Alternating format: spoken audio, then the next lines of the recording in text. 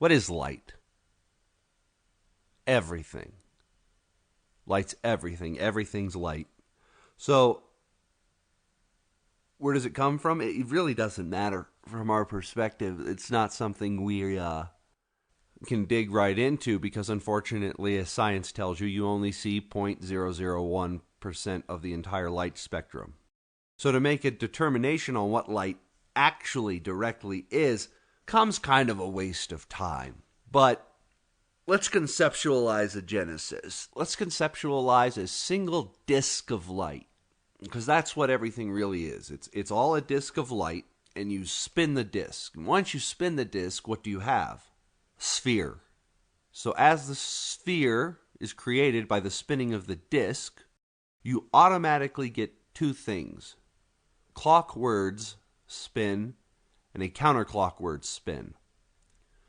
And these two spins create a thing called polarity.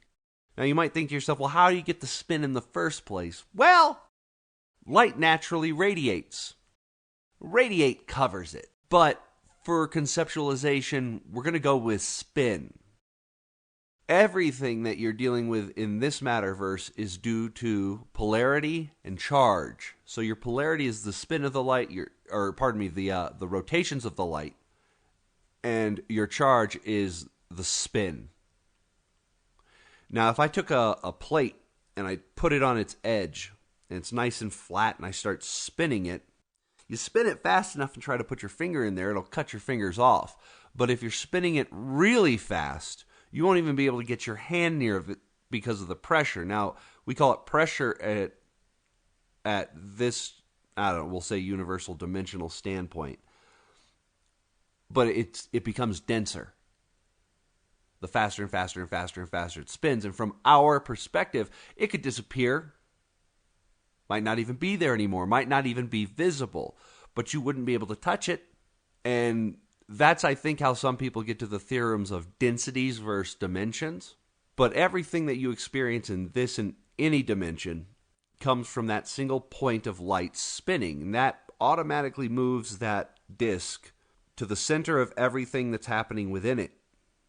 So that's how your atoms have the exact same point of light that's spinning at them as the middle of the star that we float around.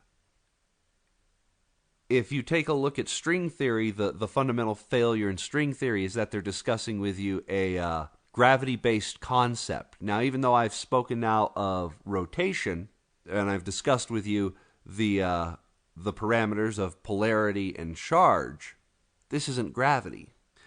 Gravity isn't really a thing and is only fundamental to Earth.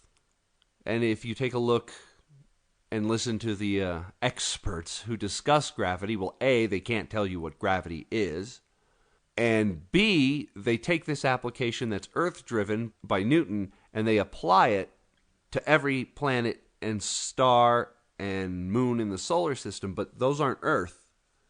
They're not the same thing. So it can't be applicable.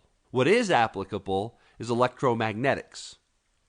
And so what we deal with here on the planet that we call gravity is just a magnetic field that we sit off from in just enough of a negative or positive polarity to the planet's negative or positive polarity that pulls us to it. And many smaller objects and objects of certain densities caused by the light spin. The effects that they look at for string theory aren't necessarily incorrect, but we have to understand it's less of strings and more like bars. Picture a light bright. I kind of realized this actually when I was a kid and when I was looking at this concept of electromagnetics and what causes the basics of it within the electric universe model. I started to remember this theory I had actually come up with when I was a kid. And what it is look at a light bright, and nowadays we have such good terms for this. Picture nanotubes. Okay, the nanotubes do not actually vibrate or move. Just for our conceptualization. You do. And you are light where these nanotubes all cross. And you can just picture a grid of nanotubes going left, right, up, down, back, and forth. And you're a static field that moves along those. But all of this is happening inside of that spinning light disk. Nothing actually radiates outside the light disk. Everything's contained inside of it. Now you go, well, this is a holographic universe. I really hate that term. It's inaccurate. It's not right, because this isn't holographic. This is very real. And you have to understand that, because it becomes very detrimental to our psychology when we start to think it's a hologram, like you run in a computer database. It's much different. It's far more important than that. Examining that concept of moving static along light nanotubes at least get you close to what it is. Now, the nanotubes aren't nanotubes, they're light. And the light has nodes along the tubes. And those nodes pass you the static field along it. Now, you're an independent static field, so you decide where you're moving along it, as opposed to, say, a mountain or your desks. And that's just from this perspective. If we're really on a ball floating around in space, then that ball is being passed along nanopoints. So the way you start to get dimensions in that concept is to kind of understand that you're dealing with an unstoppable force and an immovable object. Because once light runs into light, we have a problem. First off, technically, light doesn't move, based on what I've just described. But it does, and it is. It's just moving within itself. And when an unstoppable force meets an immovable object, unlike what Neil Gaiman once suggested, they don't submit. The unstoppable force finds every pore, crack, and weakness within the immovable object.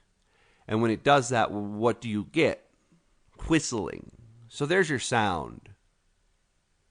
So everything didn't come from sound. It came from the light torque, the spin of light.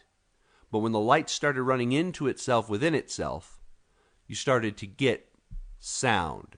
And that's when God spoke, "Let there be light."